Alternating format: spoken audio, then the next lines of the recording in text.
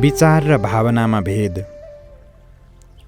विचार र भावना भिन्न वस्तु होइनन्। विचारको उन्नत अवस्थालाई नै भावना भन्दछन्। जस्तो पानीको शक्ति डाइनामोको पाङ्ग्रो मुनि विद्युत शक्तिमा बदलिन्छ, उस्तै नै भावना पनि विचार शक्तिद्वारा विचारहरूमा बदलिन्छ। यसैले जो जति भावुक हुन्छ त्यो त्यति नै अधिक विचारहरूको सृष्टि गर्न सक्दछ। कविहरू र लेखकहरूको भावुकता नै अनेक कार्यहरू र ग्रन्थहरूमा प्रकट हुन्छन्। भिन्न भिन्न परिस्थितिमा भिन्न भिन्न मानिसहरूको साक्षात्कारले मनमाथि भिन्न भिन्न प्रवाह पार्दछन्। जीवधारीहरू र वस्तुहरूको कम्पन किरण रूपबाट धारा प्रवाह रूपमा मानिसहरूमा खस्दै रहन्छन्। यसैले मनमा अनेक प्रकारका भावनाहरू उदय हुन्छन्। पशुहरूलाई यी भावनाहरूको ज्ञान हुँदैन, मानिसलाई नै हुन्छ। तर हरेकले यिनको अर्थ बुझ्न सक्दैनन्। धेरै जसो हाम्रो मनमा बडो जोरले भावना उदय हुन्छ र हामीलाई केही आभास पनि मिल्दछ, तर न हामी त्यसको केही अर्थ बुझ्छौँ न कारण। कहिलेकाहीँ हाम्रो मन अचानक उदास हुन्छ, अथवा नजाने हाम्रो मन आफ्नो मित्रलाई भेट्ने किन प्रेरणा गर्दछ। धेरै सोद्धा पनि त्यसको कारण जानिँदैन। केही समयपछि जब हामीलाई खबर मिल्दछ त्यस मित्र वा सम्बन्धीको अनिष्ट भयो, तब त्यस भावनाको अर्थ समझमा आउँछ। यदि पहिले नै त्यसलाई बुझ्ने सामर्थ्य भएको भए हामी यथार्थ कुरालाई त्यसै बखत बुझ्दथ्यौँ। भावना उर्लिरहेको बेला आफ्ना मित्र वा सम्बन्धीमा आफ्ना विचारहरूलाई पठाएर उसको दुःखलाई हल्का गर्न सक्थ्यौँ। कहिलेकाहीँ यस्तो पनि हुन्छ, हामीलाई धेरै गहिरो भावना हुन्छ, हामी सम्झन्छौँ, तब त्यसलाई भाषामा भन्न सक्दैनौँ। कुनै बेला कुनै विषय हाम्रो मनमा यति स्पष्टसँग आउँछ, त्यसमा हामी एउटा पुस्तकै लेखौँला भन्ने ठान्छौँ। तर जब हामी कलम उठाएर लेख्न बस्छौँ तब कलमबाट मसी छर्कँदै रहन्छौँ र एक पङ्क्ति पनि लेख्न सक्दैनौँ। अर्थात् यस्तो तबसम्म गर्न सकिँदैन जबसम्म हामी आफ्ना भित्र उठिरहेका सूक्ष्म भावरूपी कम्पनहरूलाई त्यसै गरी आफ्ना विचार श्रृङ्खलामा बाँधेर त्यसको अर्थ बुझ्दैनौँ।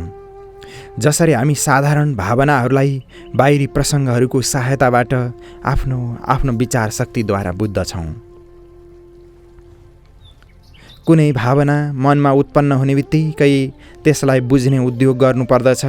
सर्वप्रथम मनबाट सब भावनाहरूलाई निकालेर जुन भावनालाई आफूले बुझ्नु छ त्यसबाहेक अन्य भावनालाई मनमा उठ्न नदेऊ। मनलाई त्यसै भावनामा लागिरहन देऊ। निष्क्रिय भएर तर्कको पनि त्याग गरिदेऊ र कसरी, कहाँबाट, किन आदि प्रश्नहरूलाई आफ्ना मनमा आउन नदेऊ। यसरी कुनै प्रयत्न बिना त्यो भावना श्रृङ्खलाबद्ध हुँदै जानेछ र अन्त्यमा त्यो विचार उत्पन्न हुनेछ, जसबाट केवल तिम्रो मात्र होइन किन्तु सारा संसारैको पनि कल्याण हुन सक्छ। एउटा स्याउको दाना रुखबाट खसेको देखेर न्युटनको मनमा जो भावना उठेको थियो त्यसमाथि उसले आफ्ना विचार शक्तिहरूलाई शान्तिपूर्वक काम गर्न दिँदा ती विचार उसका मनमा आए, जसबाट पृथ्वीको आकर्षण शक्तिको सिद्धान्तको आविष्कार भयो। यसबाट आधुनिक विज्ञानलाई कति अमूल्य सहायता मिल्यो भन्ने कुरालाई कुनै वैज्ञानिक जान्दैन। ध्यानमा राख्नुपर्ने मूल रहस्यको कुरा यो छ, आफैले केही नगरेर केवल भावनाको ध्वनितिर काम लगाऊ। यसबाट यथासमय सबै कुरा स्पष्ट प्रतीत हुन लाग्नेछन्। जब मानिस आफ्ना भावनाहरूको अर्थ बुझ्न समर्थ हुन्छ तब उसका अगाडि अनन्त शक्तिको भण्डार खुल्छ। त्यसबेला यदि उसले आफ्नो सामर्थ्यबाट लाभ उठायो र त्यसलाई राम्रो मार्गमा लगायो भने ऊ आफ्नो मनबाट पाशविक अंशलाई निकालेर आत्माका मधुर सूक्ष्म कम्पनहरूलाई ग्रहण गर्न समर्थ हुन्छ। उसलाई जो जगत इन्द्रिय गोचर रहँदैन किन्तु ऊ इन्द्रिय जगतको सीमालाई पार गरेर धेरै उँचा उठ्न जान्छ र उसको दृष्टि सीमारहित हुन जान्छ। यस प्रकार त्यो अमर जीवन प्राप्त गर्दछ। धेरै मानिसहरूको भनाइ छ मरेपछि स्वर्ग प्राप्त भएर अमर जीवन मिल्छ, तर यो केवल भ्रम हो। इन्द्रियहरूलाई बसमा गर्नेलाई मृत्युपछि चाहे स्वर्ग मिलोस् या नमिलोस्, तर विचार बलबाट आत्मज्ञानी भएर यसै जीवनमा त्यो अमरत्व अवश्य प्राप्त गर्न सक्दछ। श्रुतिमा विमुक्तस्य विमुच्यते यसै विषयमा भनिएको हो। यसमा किञ्चित पनि शङ्का छैन, किनभने राजा जनक यसै प्रकारले सदेहबाट विदेह भएथे र बाहिरको संसारमा लागिरहेर पनि भित्रबाट आत्मामा कसरी लीन भएर रहने भन्ने प्रश्न उनले हल गरेका थिए।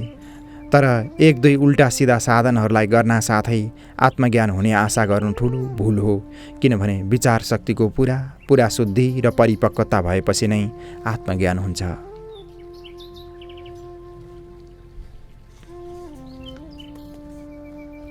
आत्मसंयम।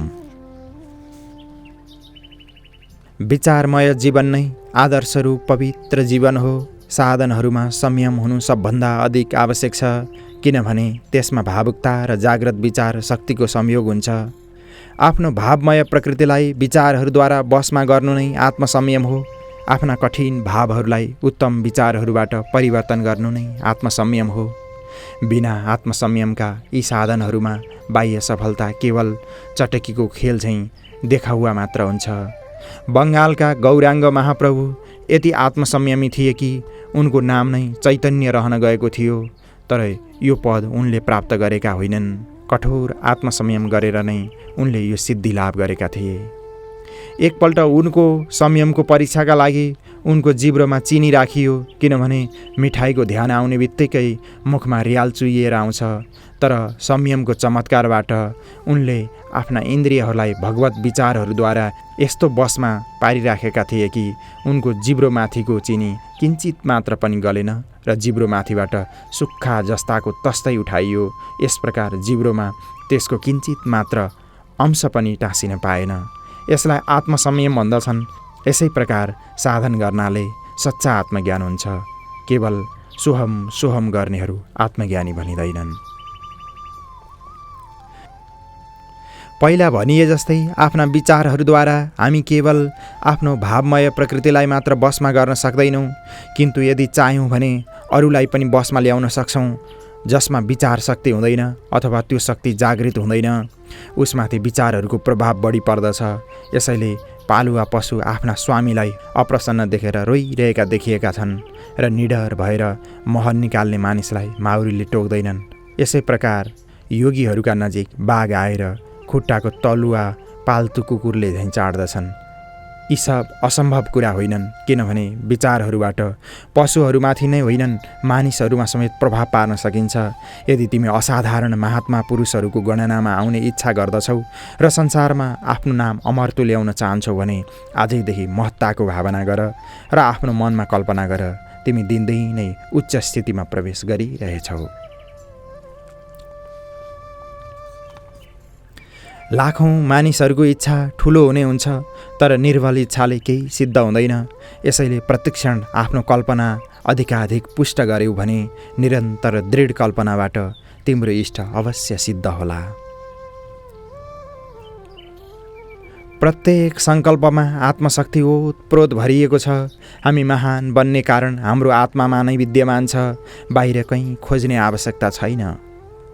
यदि तिमी नवीन विचार गर्ने गर्छौ भने तिम्रो मन पनि नवीन दशामा काम गर्न लाग्नेछ। त्यसले तिम्रो मानसिक शक्ति र योग्यतालाई पनि बढाउँछ।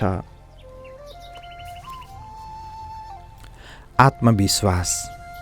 मानिसका महत्ताको लक्षण आत्मविश्वास हो। जसमा आत्मविश्वास छैन त्यो निर्बल हो, डरपोक हो, कातर हो। त्यो कुनै कार्यमा सिद्धि प्राप्त गर्न सक्दैन। त्यसैले उसको महत्ता पनि कसैले स्वीकार गर्न सक्दैन।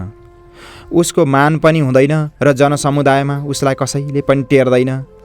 जुन कुरालाई तिमी स्वयं आफ्ना विषयमा सोद्धछौ त्यसैको विशाल रूप आफ्नो मनमा स्थापित गर। विरोधी विचारहरूतर्फ मनलाई जान नदेऊ। अरूको सम्पत्ति र उनका मनमाथि विशेष ध्यान नदेऊ। तिम्रा विषयमा तिमीभन्दा बढी कसैले सम्मति दिन सक्दैन। यस कुरालाई किञ्चित पनि ध्यान नदेऊ, अरूले तिमीलाई मूर्ख भन्लान्। सदा आफ्नो अभ्युदयको सर्वोत्तम कल्पना गर। सदा कल्पना शक्तिलाई जागृत गर्ने प्रयत्न गर। कल्पनामा अपूर्व सामर्थ्य छ।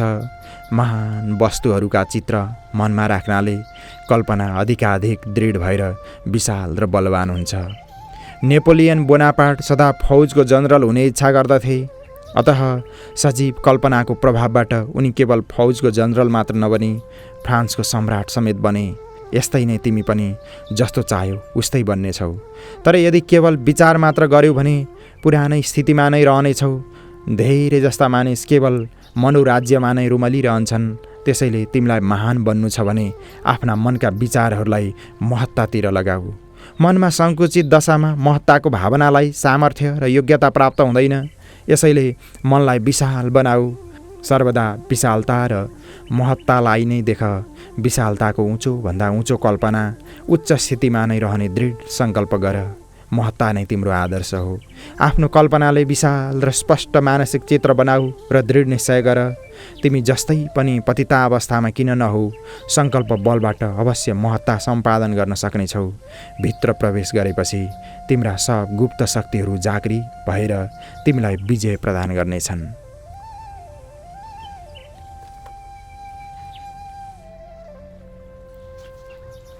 महत्ता प्राप्तिको साधन। नम्बर 1, आफ्नो आत्माको विशालताको चिन्तन गर र सबका साथ बाह्य व्यवहार, रहन सहन, ढङ्ग व्यवहार पनि महापुरुषको जस्तै सम्पादन गर।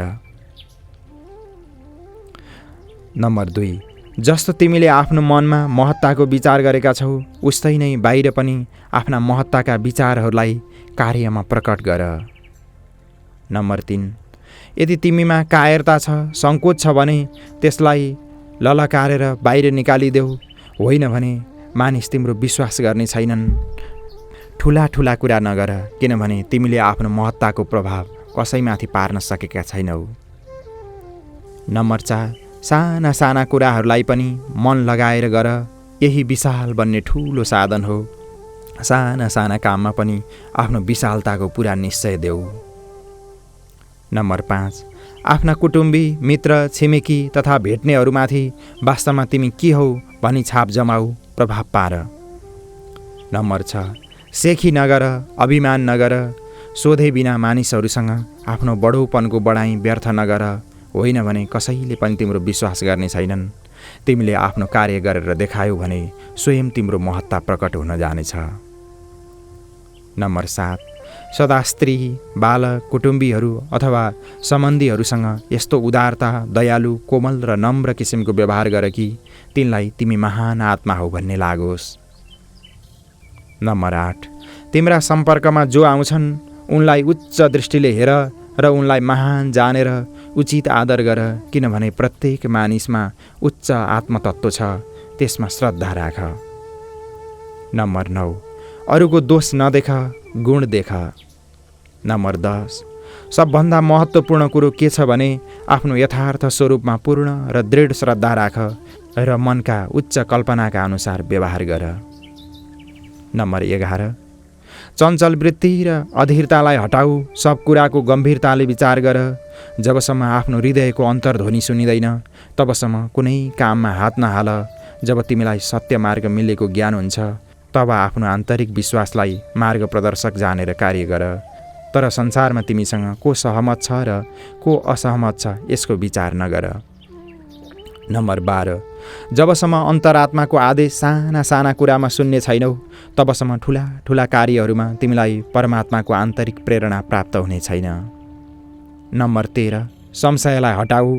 आफ्नो पूर्व चरित्रलाई बिर्सिदेऊ। भूतकाल व्यतीत भइहाल्यो, वर्तमानमाथि तिम्रो अधिकार छ, त्यसैले भविष्य जस्तो चाहन्छौ उस्तै बनाउने प्रयत्न गर। नम्बर 14, जस्तो तिमीबाट हुन सक्छ उस्तै महत्ताको सर्वोत्तम कल्पना गर। महत्ताको कल्पनाबाट विचारहरूलाई आचार व्यवहार जीवनमा प्रदर्शित गर। यही जीवनलाई महान बनाउने साधन हो। उत्तम विचारहरूलाई मनमा ल्याउने उत्तम कार्य हुन्छन् र उत्तम कार्य गर्नाले उत्तम जीवन हुन्छ तथा उत्तम जीवनबाट आनन्दको प्राप्ति हुन्छ। यादृशी भावना यस्य सिद्धिर्भवति तादृशी। भावना अनुसारको फल। जसको जस्तो भावना हुन्छ उस्तै फल उसलाई प्राप्त हुन्छ। मानिसलाई जति सुख दुःख प्राप्त हुन्छन् ती सब उसका भावनाकै फल हुन्। उसलाई थाहा होस् या नहोस्, किन्तु जस्तो भावना हुन्छ उस्तै अगाडि आउँछ। सूक्ष्म विचारबाट ज्ञात हुन्छ कि जो दरिद्र छन् तिनका विचार दरिद्रताले ग्रस्त हुन्छन्। लक्ष्मीको कृपाबाट ती आफूलाई दरिद्र जान्दछन् र तिनका मनमा दरिद्रताका विचार नै आउँछन्। ती विचारले तिनलाई यहाँसम्म ढाक्छन् कि अन्य विचारहरूलाई भित्र आउन नै दिँदैनन्। यस प्रकार दरिद्रताका विचारले ती सदा ग्रस्त रहन्छन्। तिनको जीवन सदा दुःखमय रहन्छ। आफ्ना कमीका लागि ती जति जति भयभीत हुन्छन् त्यति त्यति ती कमीको अधिकाधिक अनुभव गर्दछन्। धन ऐश्वर्य आदिले मानिसलाई सुखी गर्न सक्दैनन्। यस्तो देखिएको छ कि एउटै परिवारमा पनि सब एकनासका हुँदैनन्। कोही अति सुखी र कोही अति दुखी हुन्छन्। यसैगरी अति निर्धन पनि धनवान भन्दा कयौँ गुणा सुखी हुन्छन्। यसबाट के स्पष्ट सिद्ध हुन्छ भने धनादि पदार्थ मनुष्यलाई सुखी गर्न सक्दैनन्। तर ती भ्रान्तिले गर्दा सुखका साधन अवश्य प्रतीत हुन्छन्। यस प्रकार कमी या अभावको भावनाले मानिसलाई सच्चा सुख कदापि प्राप्त हुन सक्दैन। यसैले हजार प्रयत्न गरेर पनि यस्ता विचारहरूलाई अवश्य हटाउनु पर्दछ। कमीको भावले पदार्थको प्राप्तिको निवृत्ति हुन सक्दैन। यसबाट कमीको भावना अरू पनि बढेर जान्छ।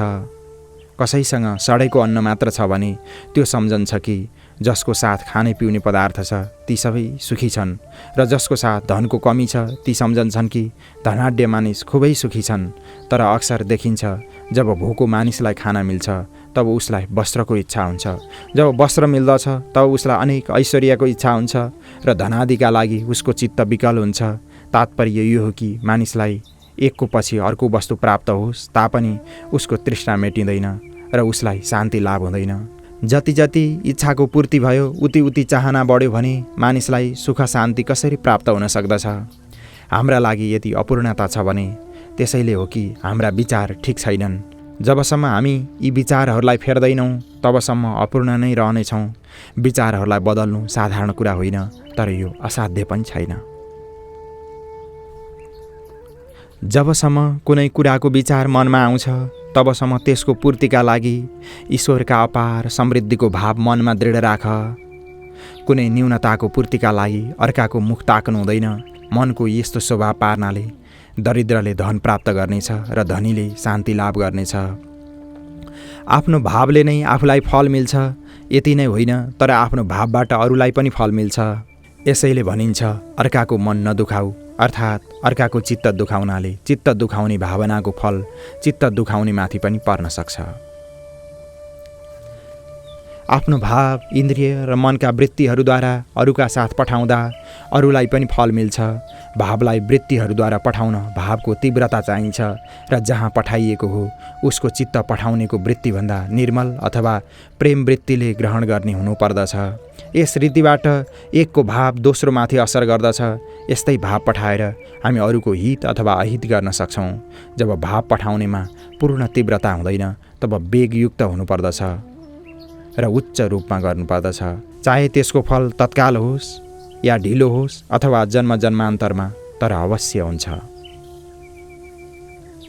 भावनाको तीव्रता शुद्धि र विरुद्ध भावनाको प्रतिबन्धका अभावको तारतम्यबाट फल हुन्छ। यस प्रकार योगीजन अनेक सिद्धिहरूको उपयोग गर्दछन्। जीवनमा अनेक भावनाहरू र अनेक विचार उठ्ने गर्दछन्। यी भावनाहरू भिन्न भिन्न अवसरहरूमा प्रथमतः मनमा उठ्ने गर्दछन्। फेरि तिनको प्रभाव बुद्धि र शरीरमा पर्दछ, पछि ती कार्यहरूमा परिणत हुन्छन्। यसै प्रकारले जो कार्य हामी गर्दछौँ ती पहिले हाम्रो मनकाय सूक्ष्म विचारहरूका रूपमा उत्पन्न हुन्छन्। यसैले भन्ने गरिन्छ हाम्रो बाह्य जीवन हाम्रा आन्तरिक विचारहरूको परिणाम हो।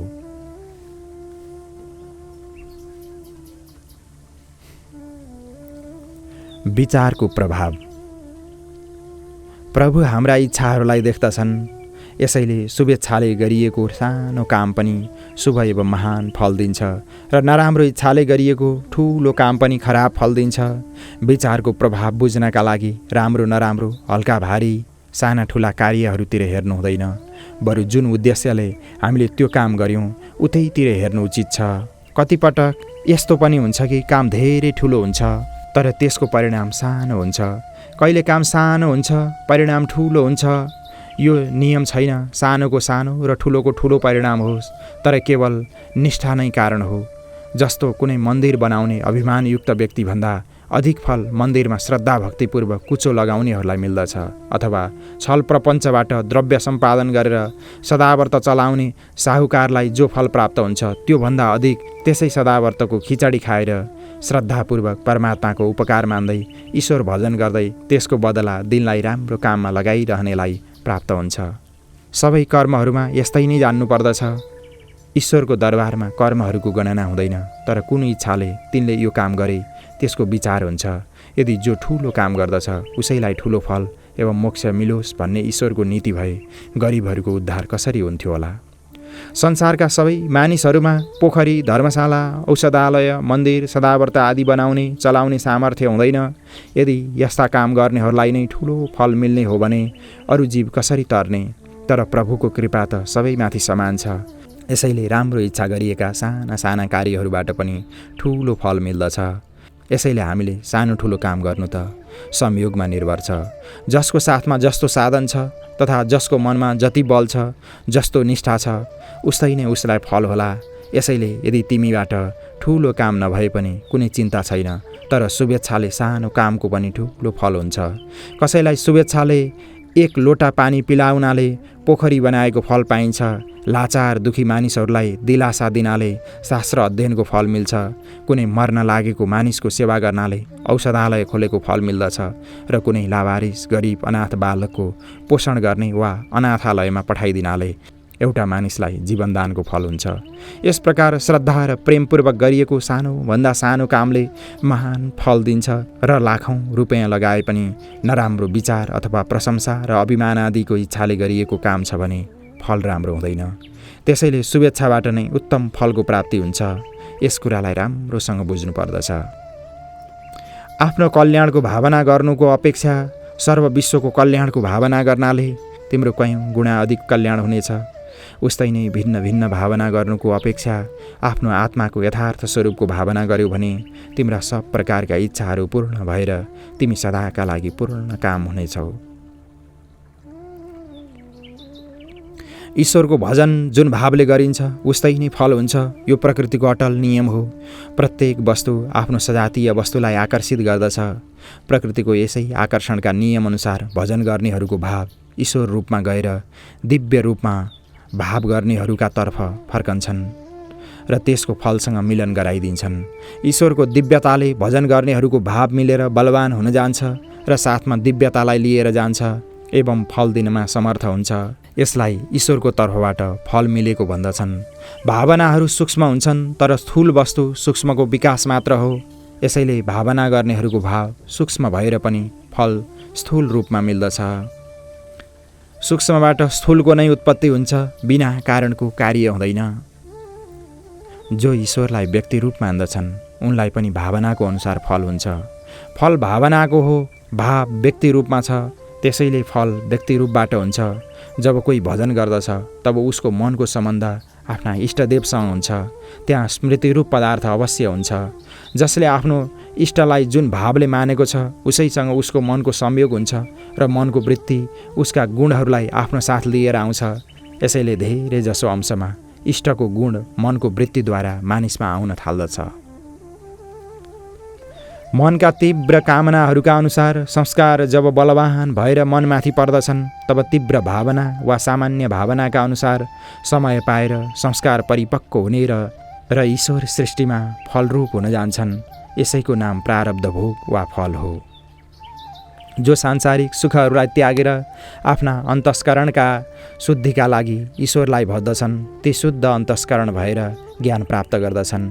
ज्ञान प्राप्त भएपछि शरीरको छाया रूपले व्यवहार हुन जान्छ र लक्ष्य स्वरूपमा रहन्छ। यो सबैभन्दा उच्च प्रकारको भजन हो। ईश्वर पूर्ण शुद्ध सच्चिदानन्द स्वरूप छ। जुन भाव उसमा गरिन्छ उसै भावको प्रतिबिम्ब रूप फल देखा पर्दछ। यस प्रकार अनेक व्यक्ति ईश्वरलाई भज्दै आफ्ना आफ्ना भावनाका अनुसार न्यूनाधिक सांसारिक र पारमार्थिक फल त्यस देह वा आगामी देहहरूमा पाउँदछन्। यही कर्म फलको विज्ञान हो र यो पूर्वोक्त भावना मानिसलाई 84 लाख योनिहरूमा घुमाउने एवं अनेक जन्म मरणको कारण बन्न जान्छ र उही शुद्ध भावनाद्वारा मानिस शुद्ध भएर ज्ञान प्राप्त गर्दछ, जसबाट आफ्नो स्वरूपको लक्ष्य स्पष्ट भएर दुःखहरूको पूर्ण निवृत्ति र परमानन्दको प्राप्ति हुन्छ। भावबाट नै सब हुन्छ। भाव नाम प्रेमको हो। शास्त्रहरूमा अन्तस्करणका वृत्ति विशेषको नाम भाव छ। भगवत भक्तहरूको भनाइ छ ईश्वरमा अनुराग गर्नुको नाम भाव हो। पदार्थहरूमा जसको जस्तो भाव छ उस्तै नै उसका लागि त्यो पदार्थ प्रतीत हुन्छ। यी सार्वजनिक अनुभव सिद्ध कुरा हुन्। पदार्थहरूमा प्रिय अप्रियका भिन्नताको हेतु भाव नै हुन्। एउटी स्त्री पुत्रको अपेक्षाले पूज्य, पतिको अपेक्षाले सेविका, पिताको अपेक्षाले पुत्री, भाइको अपेक्षाले बहिनी, गुरुको अपेक्षाले शिष्या र शिष्यको अपेक्षाले गुरुको रूपमा यही एउटी स्त्री हुन्छे। अर्थात् रूप एउटै हो, तर आफ्नो भाव अनुसार सबैलाई भिन्न भिन्न प्रतीत हुन्छ। मानिस आफ्नो भावले सुखी र आफ्नै भावले दुखी हुन्छ। आफ्नो भावले इन्द्रलाई पनि कङ्गाल र ब्रह्मालाई पनि तुच्छ मान्दछ। शास्त्रहरूमा लेखिएको छ, न देवो विद्यते काष्ठे, न पाषाणे न मृण्मये, भावे हि विद्यते देव, तस्मात् भावो हि कारणम्। काष्ठ, मृण्मय, पाषाण आदिमा देवता छैनन्, यसैले भाव नै कारण हो। हामी आफ्ना भावबाट नै विष्टाका किरा र आफ्ना भावबाट नै ब्रह्मा बन्दछौँ र आफ्ना भावबाट नै तपस्याद्वारा ज्ञान प्राप्त गरी सर्व दुःखबाट मुक्त हुन सक्छौँ। यसबाट यो सिद्ध भयो कि तिमी स्वतन्त्र छौ, चाहे जस्तो भाव गर र इष्ट कार्यको सिद्धि गर। यदि कुनै हठवादी विचारमा असमर्थ आफूलाई स्वतन्त्र मान्दैन भने त्यो पनि उसको भाव हो। यसमा कसैको झगडा छैन, तर युक्ति, प्रमाण र अनुभवबाट यो सिद्ध हुन्छ कि हामी विचार गर्न र मानसिक भाव गर्नमा स्वतन्त्र छौँ। भगवानले गीतामा पनि भनेका छन् कि भूतहरूको भावना गर्ने भूतहरूलाई र देवता पितृहरूको भावना गर्ने देवता पितृहरूलाई प्राप्त गर्दछन्। अनेक श्रुति स्मृतिहरूले भावहरूलाई नै श्रेष्ठ भनिरहेका छन्। यदि हामीलाई भाव गर्ने स्वतन्त्रता प्राप्त नभएको भए प्रारम्भमा नै शास्त्र किन आज्ञा गर्थे कि भावको शुद्धि गर र ज्ञान प्राप्तिका साधनहरूमा प्रवृत्त हो, आफ्नो स्वरूपलाई जान र शोक सागरबाट पार हो। लौकिकवादीहरू पनि यही भन्दछन्, सत्य बोल, मिथ्या भाषण नगर, चोरी नगर, हिंसा नगर, यिनबाट दुःख हुन्छ। ती परस्पर यही भन्न लागेका देखिन्छन्, यस्तो गर र उस्तो गर, यसबाट यही सिद्ध हुन्छ हामी स्वतन्त्र छौँ। त्यसैले हामीलाई विरुद्ध चल्नबाट रोकिन्छ। यदि हामी परतन्त्र भए हामीलाई शुभ कर्महरूको प्रेरणा किन दिइन्थ्यो? यस्तो गर्नमा हामीमाथि दोषारोपण किन र कसले गर्दथ्यो? यदि हामी असमर्थ भएको भए हामीलाई कसैले सोध्दैनथ्यो। लोकमा पनि देखिन्छ, निर्धनलाई कोही पनि भन्दैन, धनवानलाई नै धर्मशाला, औषधालय आदि खोल्ने प्रार्थना गरिन्छ। यस प्रकार हामीसँग भावरूपी धन छ। यसैले हामीलाई धनवान देखेर मातापिताको सेवा आदिदेखि लिएर समदमादि, श्रवण मनन आदि साधनहरूद्वारा अधिकार प्राप्त गर्नलाई गुरु र शास्त्र प्रेरणा प्रदान गर्दछन्। यस कुराको विचार गर्नाले निश्चय हुन्छ हामी स्वतन्त्र छौँ। जब हामी यसरी स्वतन्त्र छौँ तब हामीले आफ्नो कल्याणकारी भाव बनाउन तत्पर हुनुपर्दछ।